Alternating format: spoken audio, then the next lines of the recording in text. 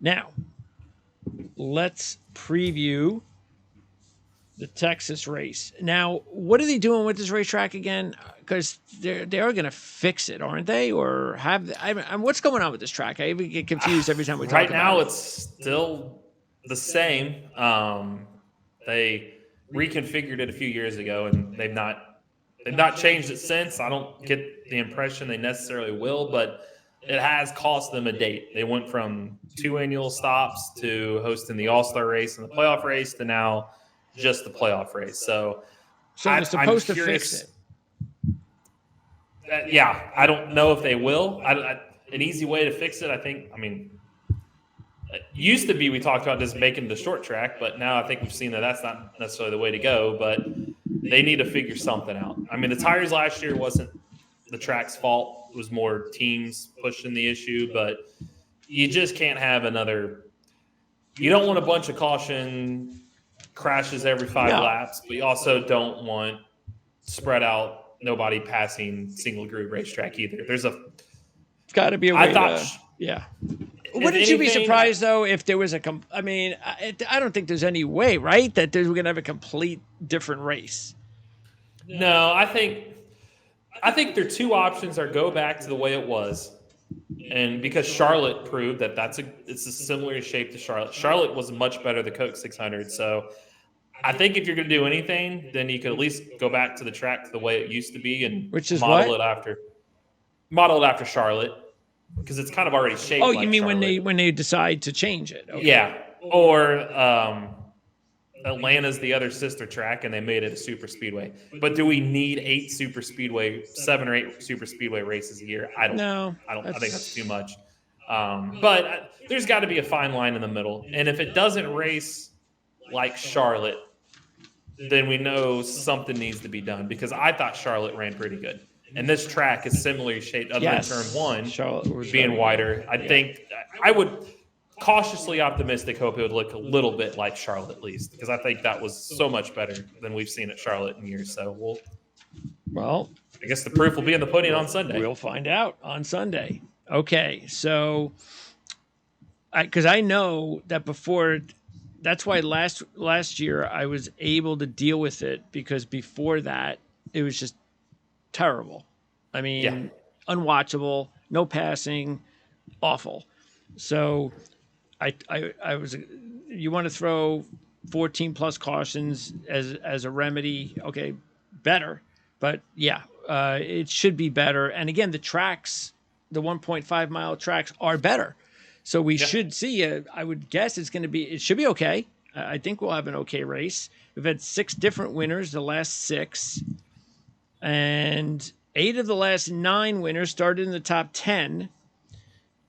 Austin Dillon started 21st out of that stretch, the only one outside the top 10. He did that in 2020. 5 of the last 9 started in the top 4, the first 2 rows, including 2 pole sitters. Last year, Reddick won the first year with the new car. He started 4th with the Chevy. Chevy's won 2 out of 3, by the way. And as you mentioned, 2 of the last 3 Texas winners are non-playoff drivers. The one track that we're going to consider the most similar to Texas is going to be Charlotte, which was won by Ryan Blaney, the Coke 600. So let's tap into, because you only had 4 picks. So your strategy has, I have no problem with this strategy, which is okay. If you're going to win, then you're going to make it an impact. You're going to. It's impact time. Yeah. So it's exactly what I would just. Yeah. Winning $25 does nothing on the season for me at this point. Now it's like, we're just going to swing for the fence now. And those are the few drivers that I thought. Granted, I wanted to go Logano, Harvick, more towards Blaney, but But I thought, these guys are too good up top. If I'm going to swing for the fence, I might as well swing for the fence with the heavy guys that I feel like have a legitimate shot at winning. So that's what I did. 4 guys this week. Only 4, and so that made it a little bit more difficult for us all to pick the same drivers. But we had 2 of them. And that was Byron and Reddick. And you and I actually it had one other driver, and that was Kyle Busch. CJ did not take Kyle, but CJ did take a Larson, and you took Larson. So those were your four: Larson, Byron, Reddick, and Kyle Busch. Now, if you had to pick one, who would it be? I'm probably and I'm going to not say talking Byron. about playing these games here. Just you're on Yeah. your own. Who you putting money down on? Actually, no, I would say Byron. I'm going to say Larson, just because I know what the intensity they're going to have because they know what's coming up. And he's been good. So he won the All-Star race there in 2021. He won the playoff race there in 2021. He's got 3 top 10 finishes his last 5 Texas starts. Second, 20th, 30th, fourth, first, fourth on tracks like this season. So a lot of top fours. Average finishing spot round 1 was 3.1. First, fourth, second. So I just feel like he's riding high momentum-wise right now. He won the first race at Darlington last round. I think it would fit to win the first race this round. Just, like I said, he's got more at stake because like a Truex, he is not good at super speedways. He's just not good there. And the Roval's been the Roval and road courses in general being so hit and miss for him. I just feel like he needs more. Where Byron could easily win too. He won a super speedway. He won Atlanta. He just won Watkins Glen, so we know he could get it done on those tracks where Larson's not going to be a favorite at those. So I just feels right with Larson. Hamlin was 4-1 last week and got the win.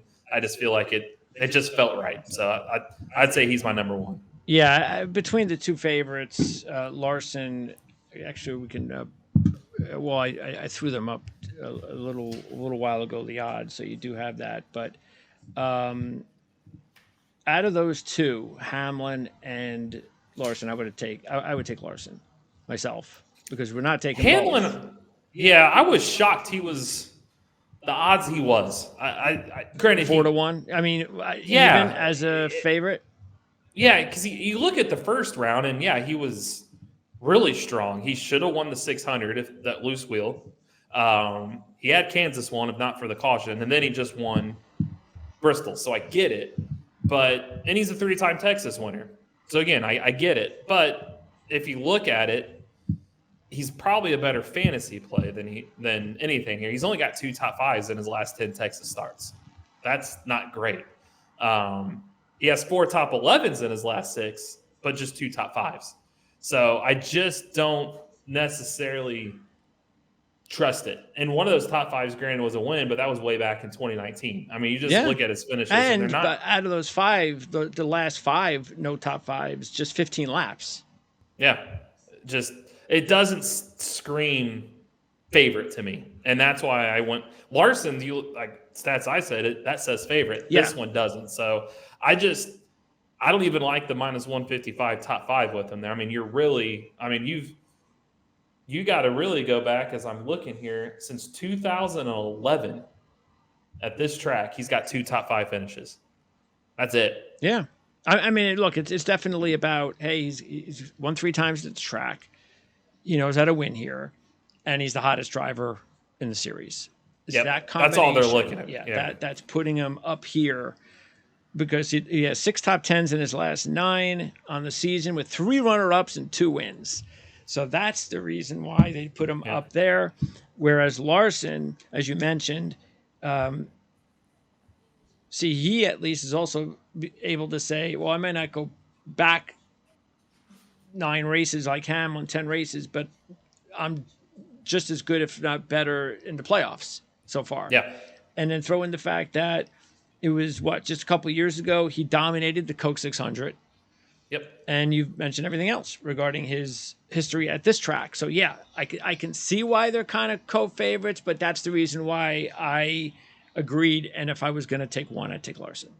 Yeah, he's the easier play of the two. I mean, I feel like if you just take a blind resume, I mean, even put a blind resume with Reddick, I almost feel like Hamlin and Reddick should switch spots. But you're just going off of probably just with what Hamlin did. But, I mean, Reddick just won there last year. He's in the same Toyota. And he's plus 800. He's basically double Yeah. You're getting double what you'd have for Hamlin. So yes. That's so, the reason yeah, why. It's. I mean, we've talked about this a lot in the last couple of months. If you're going to put some serious money down, then you got to decide when to do that. And this is a week where it would make sense to do that with Larson. Yep. You have nothing to be embarrassed about if he doesn't come through. If you go that route and put big money on Larson. The thing is, well, plus I weigh to the Fords. So this isn't. They led 30 laps total in the first round. Like, I don't expect them to be dominant. They've all said it's been going on all season now. They're just not good on these types of tracks, speed wise. So if you take that whole group out and you just leave Chevys and Toyotas up front, and we know Truex is 0 for 33 there, and Hamlin's got the stats I just said, and Bubba's not necessarily good there. And you could punt away a lot of the Chevrolet camp. I mean, I don't expect Austin Dillon or those guys to be battling for wins up front. Well, that leaves you Larson, Byron. It just seems like if you just start going down the layers, that granted they could go aggressive in tire strategies and wreck too. But well, that's the thing. See, I got like 14 drivers, and the reason I do is because, again, I'm not saying it's going to be like last year, but I just expect that there's going to be some of that. And if there is, then that means there's going to be a possibility like kind of what we saw last year where, because really, if you were looking at it last year, even though Reddick, who has been very good at the track, he kind of was like the survivor of all of the stuff that was going on. It wasn't like he was dominating the race from start to finish. So I can kind of see that again, see a survivor, somebody that, and I decided to throw in some money for some of those long shots because of, okay, well, what does happen if we have some chaos again? So that's the reason. That would be the only thing that would stop me from going all in on one driver, is that don't forget what happened last year. And if something like that happens this year, that's luck. You don't know whose tire's going down, or if a tire goes down, does he crash into somebody? And that's just, to me, that just says just chill out maybe with the idea of just going all in. Because you didn't go all in. You put a little bit more than a third of your money, but you did not. It wasn't like you put $300 on Larson. No, I went with a few more to cover the bases because I feel like if something does happen, those other guys could be there to pick up the pieces. I thought out of all the laps last year, and they knew what route not to go. Hey, that was way too aggressive. Let's reel it in a little bit. With that test and the data coming back, I decided, maybe we won't see all that tire issues this year. So maybe one of these front runners. But you also can't ignore the fact, like we talked about a couple times already, 2 of the last 3 winners were non-playoff drivers for this race. So that's not a fluke at the end of the day. That's a trend, and it's going to be a big trend if it continues. So moving on, and let's stick with the odds. So you got Byron at 7-1 next. And yes, you put your second most money on Byron. I put my most money on Byron. So we're on the same page there. 50% of the time at this track, he's in the top 10. He was runner-up a couple years ago. He's led 42 and 55 the last 2 of the last 3 years, so that's good.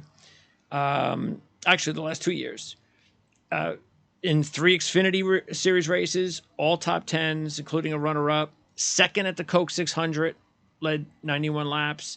All of that sounds nice. It could be interesting what could happen. I know it's been a while. It's been a year. But remember what happened last year with Byron and Hamlin. I'm not sure if any of that stuff comes back just because it's the same track. But we'll see. Anyway, I agree with you on Byron. I think he's because he has been a little bit quiet. And to tell you the truth, he had that run. I forget when it was during the season when he was just hot and everything was going his way. And I think it ended at the Coke 600, actually.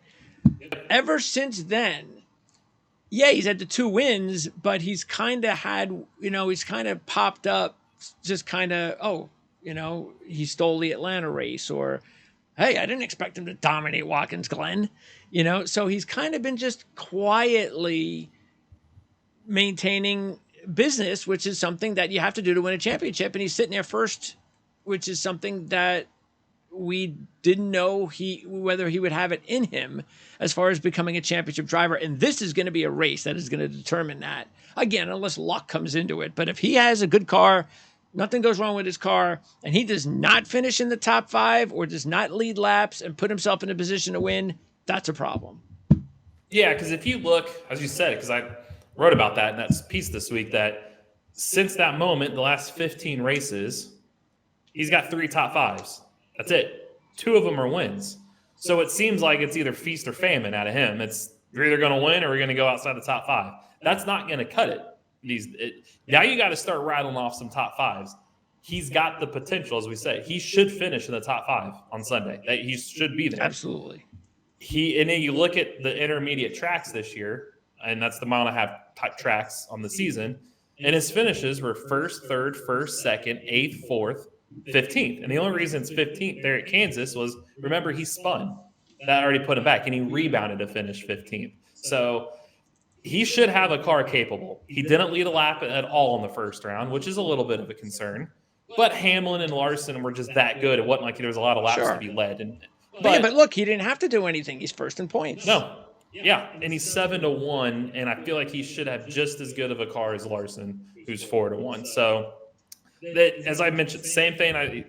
If you start taking the Fords out, the Toyotas you don't think will be there, he should be a benefit. He has to. Went 1-2 in 2021 on the same track in the same race. So,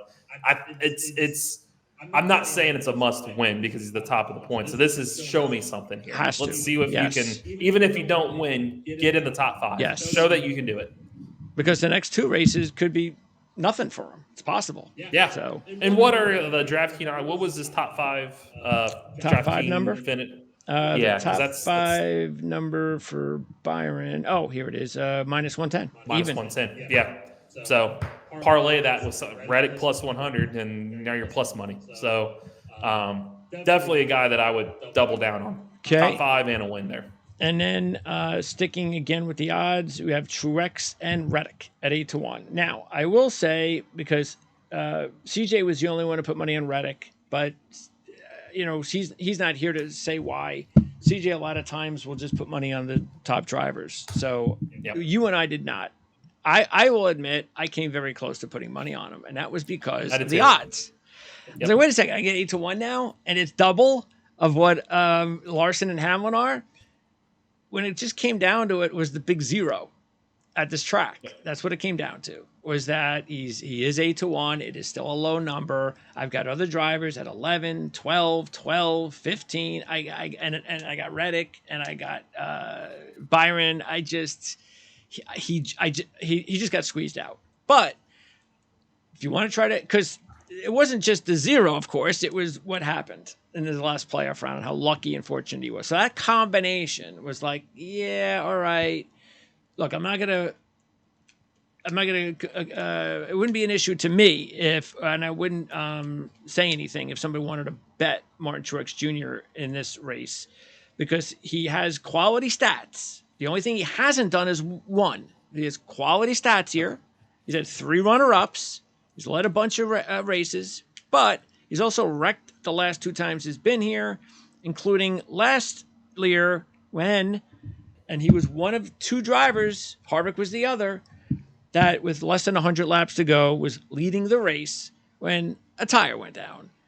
Yep. Otherwise, maybe Truex does get his first win in Texas. Yep. I just feel like he's snake bitten there. The last few years, it just every time at Texas, I've always punted him because remember 2016, 17, 18, 19, he was like the mile-and-a-half king. It didn't matter if you go to Kansas or Vegas or Charlotte. He was winning Kentucky, Chicago, but he wasn't winning on this track. And I'm like, if he hadn't won then, I don't feel like he's going to win now, especially now he's over 33. And then I looked at 29th, 2nd, 25th, and 31st are his last 4 finishes there. And then you look at last round and you see, or even go to Daytona, 24th, 18th, 36th, 19th. I mean, it just doesn't scream 4 straight. Yeah, I'm going to jump out and win.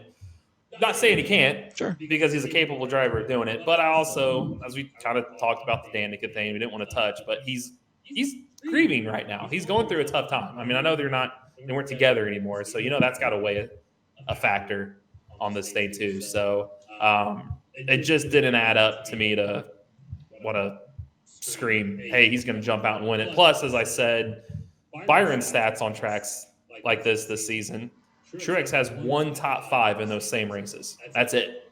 So he's not necessarily at his best on these tracks this year. So that's why I faded him for this round, just because of that. All right. Well, what about Reddick? Because Reddick does deserve to be 8-1. He does. Defending race winner, 2 top 2 finishes and 4 tries there. He's been solid intermediate tracks like this. He's 5th, 35th, 2nd, 1st his last 4. 2 top 2s his last 3 on the season. So he deserves to be there. And I say he's a solid plus 235 for a top 3, plus 100 for a top 5. You're definitely teetering those categories. The parlay something like that together for him. I mean, his odds really, as you were saying, yeah, he should definitely. I'm thinking. I mean, I understand why Hamlin would be up there, and he probably should be based on how hot he is and his history at this track. But Reddick should be tied with Byron, I would think. Yeah, that's kind of what I was thinking. And so he swept last year's weekend, correct? Well, yeah. Well, no. I thought he won the Xfinity Series race last year. He did, but that was in May. The Xfinity it was a different time of the year. Okay. Yes. So he won both races at Texas and both series, but it wasn't in the same weekend. Correct. Okay. And, I mean, yeah, you look at his Xfinity. I say he's got 2 top 2s and 4 Cup starts. Yes. But he's got 3 top 2s in his last 4 Xfinity starts. Yeah. There. So lots of seconds and firsts at Texas for Tyler Reddick, and 5th at the Coke 600, and he's good at Charlotte overall. Yep. And he's hot. 4 top 10s in his last 6 with a runner-up and a win. So, yeah, he's a no-brainer. The only thing is that we're not used to seeing Reddick at 8-1 at this time of year in a big race. So how does that go into it? But I decided, you know what, if you're going to do it, you got to give him one last chance. He deserves it.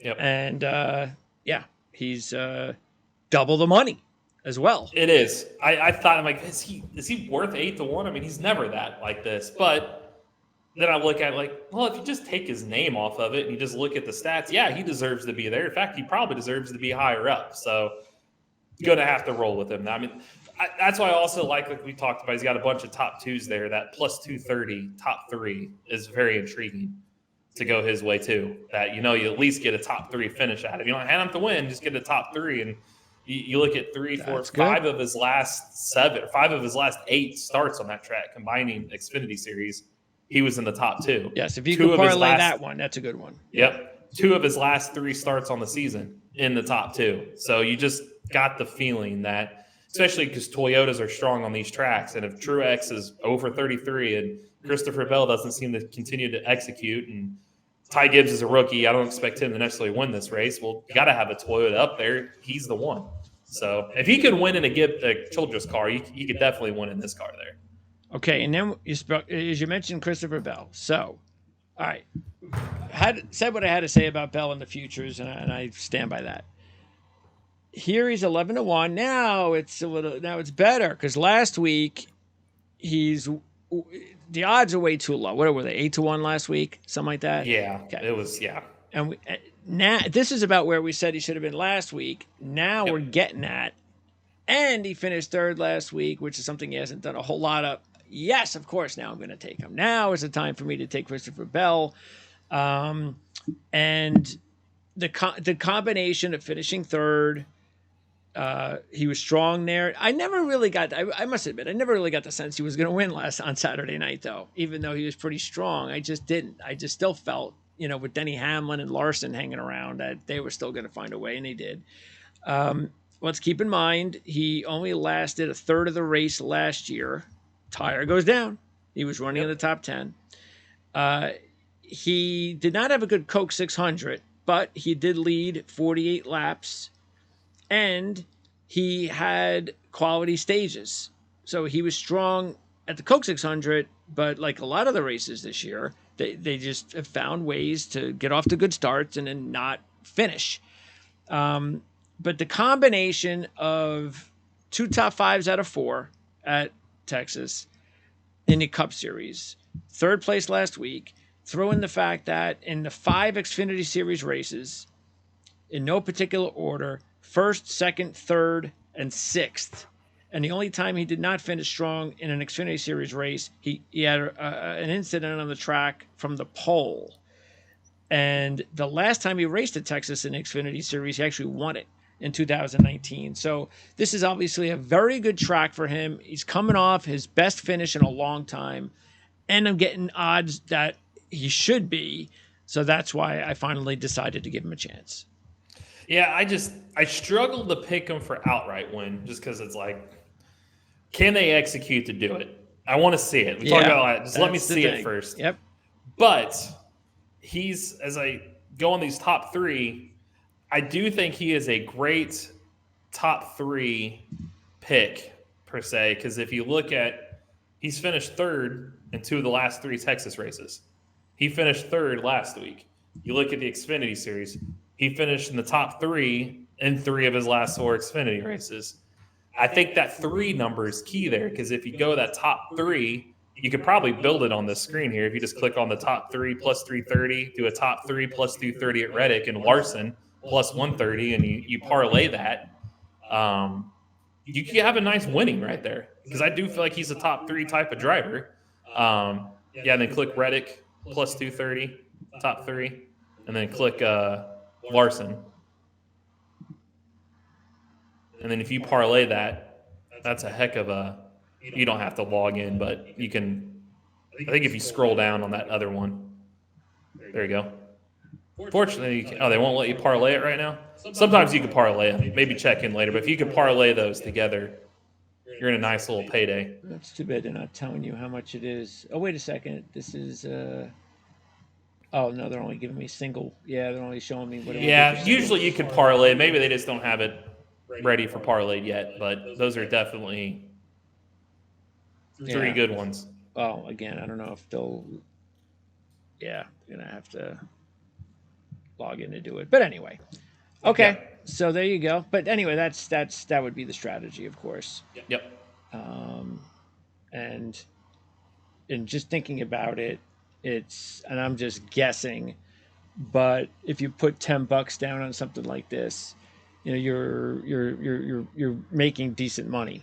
So yeah, because you're plus 330, plus 230, that's 560. It should be 690. You're basically 7 to 1. You're pretty close to 7. It should be close to around the $100 range. So yep. Okay, so there you go. Meanwhile, next up, let's go with the 12 to 1 shots, Blaney and Busch. Now you took Kyle, and I took both, and so as we go through both of them, now Blaney has 8 top 10s and 4 top 5s out of 4 races, and he's led over 400 laps. That's as good, if not best stats Ryan Blaney has at any track he hasn't won. 4th last year, I believe he won the 2nd stage, and in 6 Xfinity Series races, 1st, 2nd 3 times, 3rd and 8th. So nothing worse than 8th. And he led over 200 laps there. He won his last race there, I believe, in 2018. And in the Cup Series, he's got 8 top 10s in his last 9. And the one race he did not finish in the top 10 during that stretch, he led 45 laps before the car overheated in 2019. 4 top 5s and a runner-up during that stretch. And, most important, was winning the Coke 600. Yep. And doing it as a long shot. And remember, as you just said, Fords, this isn't like their thing. Well, that was the same thing with Charlotte. So if there's one driver, and I would include Logano too, that because of his odds, but if there's that one driver with odds like this, that you would think, okay, well, it's it's just not a Ford thing, but Blaney proved it could be on any given day. And I just have a feeling. I know he hasn't had a top 5 since the win at the Coke 600, but I just have a feeling that this is the race that he's going to get back into it, like, and put himself on notice, whether he wins or finishes a strong top 5. Yeah, I agree. He was my 5th pick. I just was trying to make a more impact of winning more money, because at 12-1, he didn't give wasn't a lot of wiggle room to win the impact for my other 4, but he was number 5. I had him on the list. I just had to delete his 20 or whatever bucks I was throwing his way and divide it up top. But I can see him winning. He's just so good there. I mean, just since 2019, 8th, 7th, 4th, 6th, 4th. And as you said, Xfinity, he hadn't finished worse than 8th. So the lack of non-top 5 since his win doesn't scare me as much, just because sometimes it's track specific, which it has been.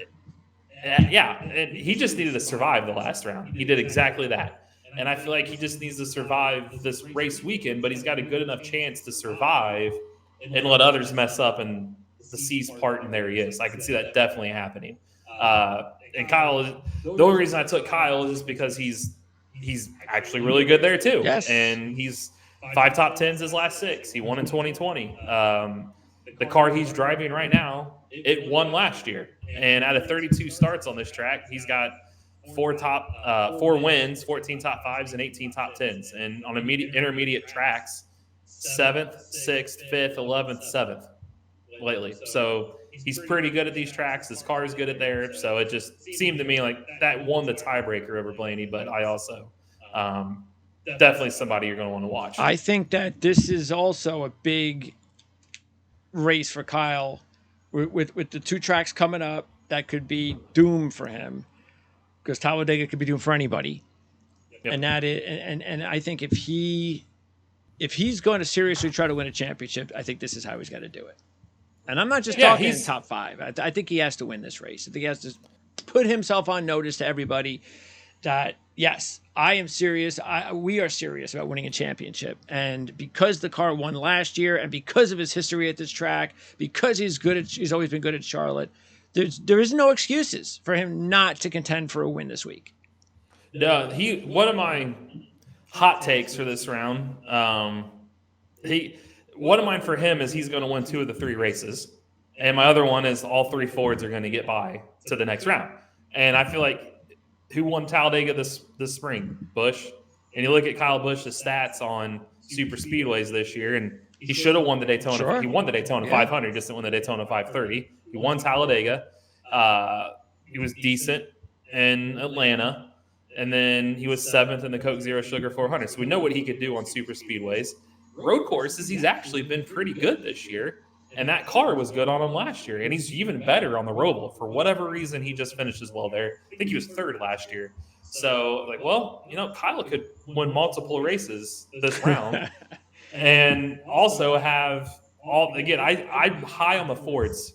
I'm not going to say they're necessarily going to win Texas or the Roval, but I'm high that all 3 of them can get to this next round, just because I think these tracks set up well for them. They don't have to necessarily use their speed. Now, granted, Talladega, they have to capitalize. That's the one that they have circled. You've got to execute that day. But if they execute that day like they have all season on those tracks, and Blaney and Keselowski and Buescher do what we think that they can do at this track, I could see them all advancing. And that's 4 of the 8 spots just right there. That doesn't leave many spots open for your big heavy hitters. So that's why this weekend, as you said, it's going to be key. And by the way, Ford is a big whopping 350 plus 350 to win this race. That's pretty. Remember last time they were like that at Richmond? We said that you don't overlook these guys, and right. Buescher went out and won. That was an easy one. Yeah. Yep. Okay. So Keselowski is now 14-1. I think when we did it, he was a little 15 or 16. Yeah. But anyway, he's 14-1, and his partner Buescher 15-1. So, for me, with taking Buescher, and I did also come close.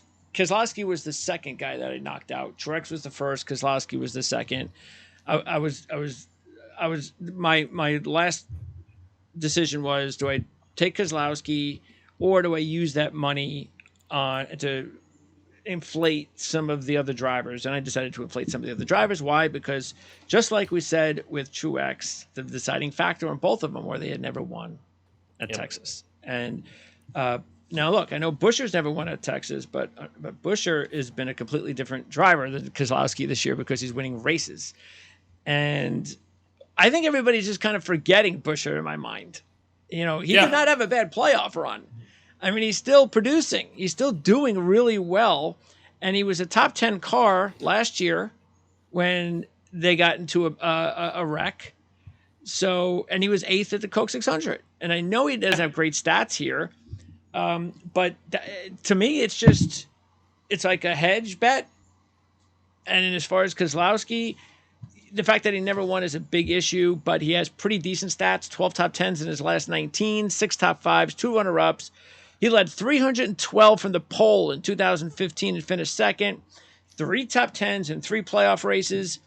But again, the problem is all those stats came a completely different driver, completely different team and all that kind of stuff. And I just don't know if he's got it to win a race this year. I was saying, I had Blaney, Buescher, Keselowski, Logano. I had them all, and even Harvick. And I was like, that's why I switched and just went all in on the other 4. But like you said, I inflated those numbers. Or I had him originally because he's got 4 straight top 10s at Texas, 12 top 10s and 27 starts. And you look at the last round, he was solid. And then same with Buescher. He doesn't have a great history there, but you could say that for most of the tracks. Oh, yeah. He's not had a great history, but he's thriving this year. It's like Chastain before last year. Yeah. And I look at his tracks this year, not similar tracks, but just intermediate, this package in general, 10th, 8th, 12th, 3rd, 27th. And the only reason that 27th was he had a tire go down and he wrecked at the end of Kansas. So he's had better cars on these tracks. He's from Texas. He's got extra emphasis coming here because this is probably the first time he's came to his home state for a cup race. So those are 2 good values. It's just the Fords just don't have it compared to those. So sure, you can't.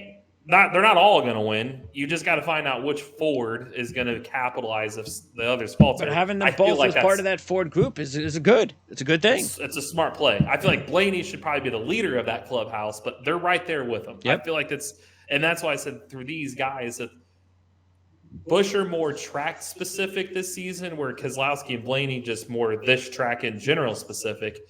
They should thrive this weekend. They should all finish in the top 10. So don't go overly aggressive with tires or anything and risk a wreck. You can't afford a wreck.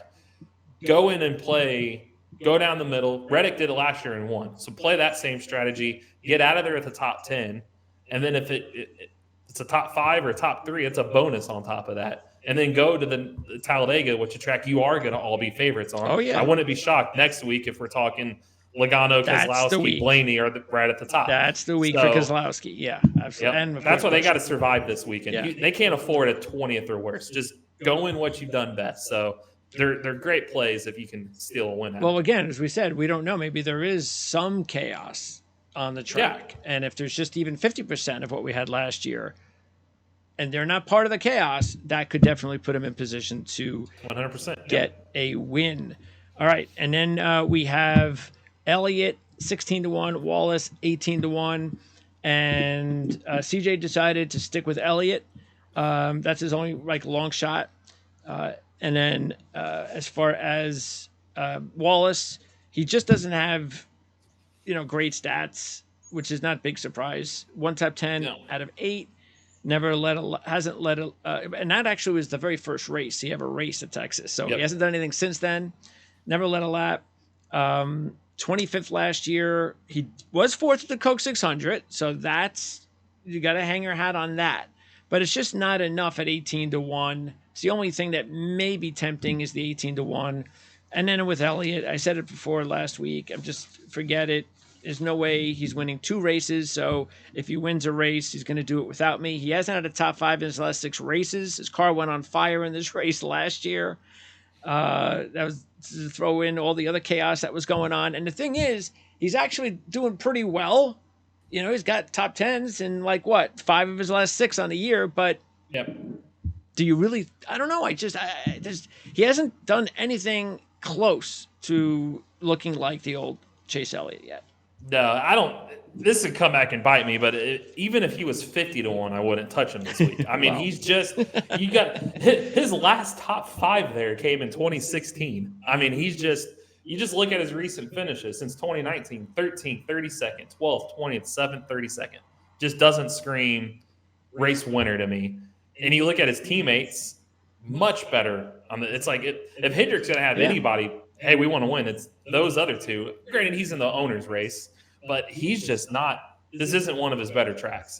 Maybe next week, because that's a year to date since his last win was Talladega. Not here. Yeah, the next two. He's got a shot the next couple of weeks, sure. Yep, this one just doesn't seem like not the week for him. Chastain is 22-1. Gibbs is 28-1 right now. And Chastain, it's just another pass. I know his odds are good at the race and they're good at the futures, but even last year with his best result was only 13th, 22nd at the Coke 600. Doesn't have a good history at Charlotte. Doesn't have a good history at Texas. So why would I take Chastain now? Especially it's not like he's on a hot streak. And Gibbs, you know what? He probably should be more like 50-1. I think he's 28-1 because he had a good run last week. That's really it. And that's just I can't go with that. No, you're reaching if you go that route. Not worth it. Logano and Harvick. Now these are the two interesting long shots as far as they just got knocked out and what's their mood going to be like. But talked about 2 non-playoff drivers winning the last 3 years. Well, here's your first 2 definite guys, to follow that trend. So I put money on both of these guys. Logano, 10 top 10s in his last 12 at Texas with 7 top 5s and 2 runner-ups. Second last year, won a race in 2014. Harvick, 13 top 5s in 38 races, 3 wins, 24 top 10s, by the way. Blew a tire while leading the race with 82 to go last year. And he's also been good at Charlotte, even though he was just 11th at the Coke 600 this year. But you're getting the thing. It's not if these guys are 20-1, 18-1. That's different. I think the only reason why they're 30 and 35-1 are because they're not playoff drivers. So I'm taking advantage of that. Yeah, because if they're playoff drivers, I bet Logano is 8-1. Probably, right? I mean, he's got 10 top 10s his last 12 there, 2 top 5s in his last 3 starts on intermediate tracks. Blaney just won Coke 600. That's his teammate. They got the same. I mean, yeah. And then Harvick, out of the last 6 fall races, he's won 3 of them. This race was his playoff. I mean, you go to Texas in the playoffs, you knew Harvick was coming out of there the top 2 at least. I mean, he had a stretch 6th, 4th, 1st, 2nd, 1st, 8th, 1st, 5th. I mean, that was his playground. So, and he's the one that's more motivated than Logano, no question. Logano won a championship last year. You can guess, all right, maybe he's not going to be all there. But Harvick, his time is running out. Every race matters. Yep, and it'd be fitting for him to win. If he's going to – I find it hard to believe he's going to go winless his whole final season. So just ride him every race until the end of the season. Yep. Well, don't take him in Phoenix, of course, but ride him every race the end of the season. Well, yeah, if you start breaking it down, Martinsville he's not good at. You know he's not going to win Phoenix. Talladega he's not strong in super speedways. He's not good at road courses. So there's 4 of the 7 right off the bat. Like he's not going to win at. This is a big one. This is a good one. Yep. Plus with the trend of 2 of the last 3. This would follow that trend. And he's 35-1. Or not 35, 28-1. He's 28. Well, now he's 28-1, yeah. We had him at 35. Yeah. And Logano, we had Logano at 30. Okay, so next up, Bowman, I mean, he's just completely disappeared. So I don't even need to go down to Bowman saying nothing, and no stats are there for me anyway for me to think that this is going to be a week to go try to take advantage of those odds. But Jones at 55-1 is Suarez also 55-1. Yeah, he's the steal of the week, 55-1. And Jones with 7 top 10s out of 11. 3 of those are top 5s. In the Xfinity Series, he has 3 wins out of 6 with a runner-up.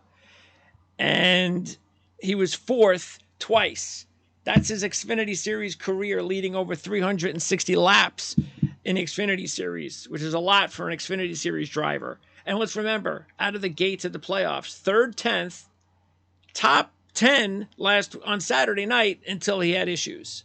Otherwise, he's having another top 10. He's probably your 3rd option of non-playoff driver to win. It just feels like he's right there, and he's in a Chevy. He's not in a Ford, so if the Fords still don't have much, he should in a Chevy. So I really like him for those. I mean, he was 6th last year in this playoff race, and he wasn't in the playoffs. So definitely one to watch. And then rounding it out, I put a couple of bucks pretty much on these other drivers: Dillon, Stenhouse, McDowell, Briscoe, Cindric, and Haley. And just a quick reasons of why. Haley was 3rd last year and has 5 top 10s and 6 Xfinity Series races. Dillon might be the best out of the group for me. Kyle Busch's teammate, first of all. I think he's a very good fantasy option generally anyway, because if you look at it, in his last 7 races at Texas, his average finish is 11.4. He was 9th at the Coke 600, and he's relatively been good at Charlotte since 2017. He's also got a win at Texas. So I think Dillon, when you're getting 150 to 1, is good. Briscoe was 5th last year and has 2 top 5s and a runner-up in 5 Xfinity Series races. Also has a top 5 in Charlotte. Stenhouse and McDowell had their playoff dreams shattered after last week. But if you look at it, Stenhouse was actually leading this race last year, led 23 laps, was 7th at the Coke 600, has been a good driver at Charlotte since 2018. And McDowell, his 11th place finish last year was the best ever result for him at this racetrack. And that, again, was with the new car. He led he actually led the race, by the way, with 110 laps to go. And also had a top 10 in the Coke 600, actually in Charlotte, in 2022. So those are the reasons why I'm going with a buck or two. And that is mainly only if there's pandemonium like there was last year. Chaos. Okay. Yeah. All of the drivers I just mentioned have something on their resume that says that there's chaos, that maybe 1 out of those 6 can pull a surprise. Yeah, he never say never, especially with the stat we keep talking about. 2 of the last 3 were won by non-playoff drivers. So, but Dillon would be the best one for me, though. Yeah, plus he's won there. Yeah. Yep, for sure. Okay, so next week, Talladega. Yeah. And we still haven't, by the way, it looks like, I know we're going to do the race. Well, we're trying to figure out how to do the live race at Phoenix because you're going to be there. Yep. So we just have to figure out where you could be for us to do that. Yeah. Because obviously you can't be outside. So. Yeah. Well, yeah. And they, the weird rules, but we can't. It'd be hard for you to hear me outside, but I couldn't show the track. Yeah, you can't show. Yeah, you just basically would just be like if you were home, but you're just there. So, I just said, yeah. You're not allowed to. I think it's 30 seconds or 45 seconds. That's the longest your video can be of the on-track action while the TV cameras. Now, I could post any length of video I want when the race is over, but it's in the TV contract. They don't like. Oh, and by the way, we could obviously, even if we had to skirt around some issues, we could actually record it and then just play it afterwards, so you know what our reaction was as it was happening. So you could do that, because there's no copyright or trademarks against that because the race isn't live. So just when it's live, NBC Sports wants they want you watching that instead of watching us or our. It just stops somebody from walking over to, hey, I'm going to go live on my social media and stick my phone out here. Sure. You can watch it here for free. Yeah. So I get it. I get why they do it. So yeah. Well, yeah. Obviously, we wouldn't be showing any of the race, but that's the solution. We would definitely record that. So anyway, we're going to try to see if we can get another race in. We can't do Talladega because where are you for Talladega? Dirt racing. Dirt racing. Out at the Speedway. So we'll still try to see if we can fit it in though, because we still have a handful of races to go. So we'll update everybody on that. But again, next week, it's Talladega. Good book. Yep. Should be a good one. That one should be fun. Yep. And very important as always. So don't forget, check the link out so you can go to all those articles that we referenced at racereviewonline.net. And Eric, we will talk again next week. Yep. Talk to you then. Appreciate it.